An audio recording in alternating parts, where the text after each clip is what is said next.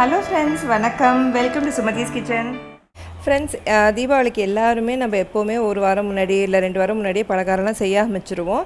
ஒரு சில காரணங்களுக்காக நம்ம செய்ய முடியாமல் போகும். ஒரு நாள் இல்லாட்டி 2 நாள் தான் டைம் இருக்கும். அந்த மாதிரி டைமில் செய்யக்கூடிய ஸ்வீட்டு தாங்க இன்ஸ்டண்ட்டாக ஈஸியாக செய்யக்கூடியது. இன்றைக்கி நம்ம பார்க்க போகுது மில்க் பர்ஃபி. ஈஸியாக செஞ்சிடலாம், வாங்க பார்க்கலாம் எப்படி செய்யலான்னு. ஃப்ரெண்ட்ஸ், இப்போ மில்க் பர்ஃபி பண்ணுறதுக்கு என்னென்ன தேவையானதுன்னு பார்த்தீங்கன்னா, இங்கே மில்க் பவுடர் 2 கப் எடுத்திருக்கேன், சர்க்கரை 1 கப், பால் காய்ச்சின பால் 1/2 கப், நெய் 1/2 கப்.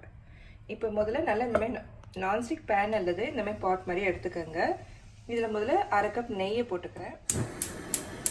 இது முதல்ல இங்கே பார்த்தீங்கன்னா பேனில் 1/2 கப் நெய் ஊற்றிருக்கேன். இது நல்லா உருகட்டுங்க, லேசாக உருகணும், அவ்வளோதான். இப்போ நெய் உருகிச்சு. இதில் நம்ம இந்த மில்க் பவுடர் எல்லாத்தையும் சேர்த்துக்கலாம். மில்க் பவுடருமே நீங்கள் பார்த்தீங்கன்னா எடுக்கும் போதே கொஞ்சம் கட்டி இல்லாமல் நல்லா எடுத்துக்கோங்க. இப்போ மில்க் பவுடர் எல்லாத்தையும் இதில் ஆட் பண்ணிடுறேன்.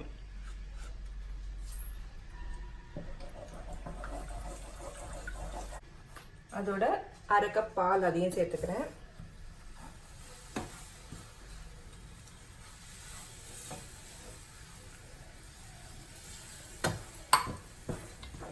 நல்லா மிக்ஸ் பண்ணிக்கோங்க, கட்டியே இருக்கக்கூடாது.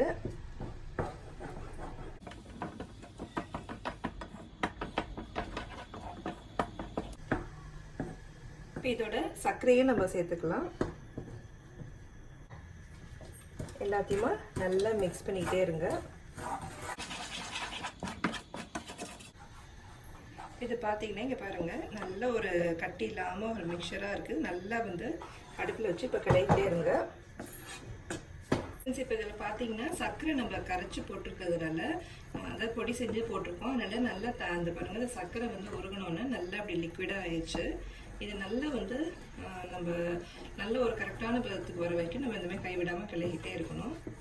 இப்போ நல்லா எப்படி நல்லா நுரைச்சிக்கிட்டு, அதாவது பாட்டில் தொடாமல் ஒட்டாமல் இருக்குது. அதேமாரி பபுள்ஸும் வர ஆரம்பிக்குது. ஜாக்கிரதையாக நீங்கள் இது கிளறிக்கிட்டே இருக்கணும், வெட்டி அவங்க மேலே தெரிக்க வாய்ப்பு இருக்குது. நல்லா இந்த பாருங்கள் கெட்டியாகிட்டே வருது. இது இன்ஸ்டண்ட்டாக இன்னும் 10 நிமிஷத்தில் செஞ்சு கொடுத்துடலாம். குழந்தைங்களுக்கு நல்ல ஹெல்த்தியானதுங்க. குழந்தைங்களுக்கு டக்குன்னு ஸ்வீட் கேட்டால் இந்த மாதிரி நீங்கள் செஞ்சு கொடுக்கலாம். இப்போ அடுப்பு நல்லாவே சிம்மில் வச்சுக்கிறேன். ஃப்ரெண்ட்ஸ், இப்போ பார்த்தீங்கன்னா இது நல்லா ஒட்டாமல் நல்லா இருக்குங்க. இப்போ இந்த மாதிரி பதத்தில் இருக்குது. இப்போ ஒரு நெய் தடவைன்னா ஒரு கிண்ணத்தில் நம்ம கொட்டிக்கலாம். இப்போ ஸ்டவ் ஆஃப் பண்ணிட்டேன் நான். இப்போ இங்கே பார்த்தீங்கன்னா நெய் தடவின கிண்ணம் இருக்குது. அதில் அப்படியே நான் அந்த கலவையை அப்படியே கொட்டிக்கிறேன். இது சமன்படுத்தணும்னு அவசியம் இல்லை, எல்லாம் நீட்டாக இருக்குங்க. அப்படியே இது மேலே வச்சிடலாம். அப்புறம் இதுக்கு தேவையான கார்னிஷிங் உங்களுக்கு பிடிச்சதை போட்டுக்கலாம். இப்போ இங்கே பிஸ்தா, பாதாம், முந்திரி எதுவும் உங்களுக்கு பிடிக்குதோ போடலாம். நான் மேலால் அப்படியே பாதாம் பொடியை தான் தூவ போகிறேன். அப்படியே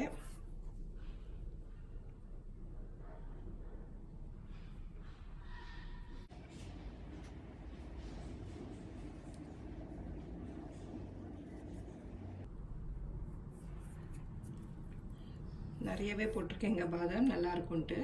இது நல்லா சூப்பராக ஒரு ஈஸியான ஒரு ஸ்வீட்டை இன்ஸ்டண்ட்டாக நீங்கள் பிள்ளைங்க கேட்டுச்சுங்கன்னா ஒரு 15 மினிட்ஸில் நீங்கள் செஞ்சு. அதுமாதிரி மேலால் லேசாக ஏலக்காய் பொடியும் உங்களுக்கு தேவைப்பட்டதுன்னா போட்டுக்கோங்க. நான் ரொம்ப கம்மியாக போட போகிறேன்.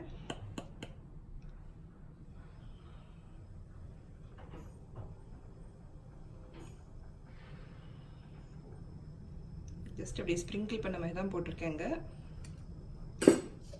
அவ்வளோதான். இதில் நீங்கள் பாதாம் வேணுனாலும், பிஸ்தானாலும், முந்திரி பருப்பு, இந்த மாதிரி எந்த நட்ஸ் உங்களுக்கு பிடிக்குதா, வால்நட் இந்த மாதிரி நல்லா போட்டுடலாம். இப்போ நல்லா இது அப்படியே ஆற விட்டுருவோம், ஒன்றும் பண்ண வேண்டாம். ஆனதுக்கப்புறம் நல்லா கொஞ்சம் பீஸ் போட்டு எடுத்தோன்னா அல்வா மாதிரி வந்துடும். ஸோ பர்ஃபி ரெடியாக இருக்கும். அதுக்கப்புறம் பார்க்குறேன். இந்த மாதிரி ஒரு ஈஸியான ஒரு ஸ்வீட்டை உடனே செஞ்சு கொடுத்துருங்க. இங்கே பாருங்கள், இது மில்க் கேக் இல்லைங்க, இது மில்க் பர்ஃபின்னு சொல்லிட்டு நம்ம நார்த் இந்தியன் ஸ்டைலில் நம்மளுக்கு ஸ்வீட் ஷாப்ஸில் தான் பார்த்துருப்போம். அந்த மாதிரி இருக்கும். நீங்கள் செஞ்சு பார்த்துட்டு நல்லா வந்ததுன்னா அந்த தீபாவளிக்கு மறக்காமல் நம்ம சேனலை சப்ஸ்கிரைப் பண்ணி வச்சுக்கோங்க. பெல் பட்டனையும் டேப் பண்ணிடுங்க. நன்றி, வணக்கம். தேங்க்ஸ் ஃபார் வாட்சிங். Like, comment and subscribe for more weekly videos.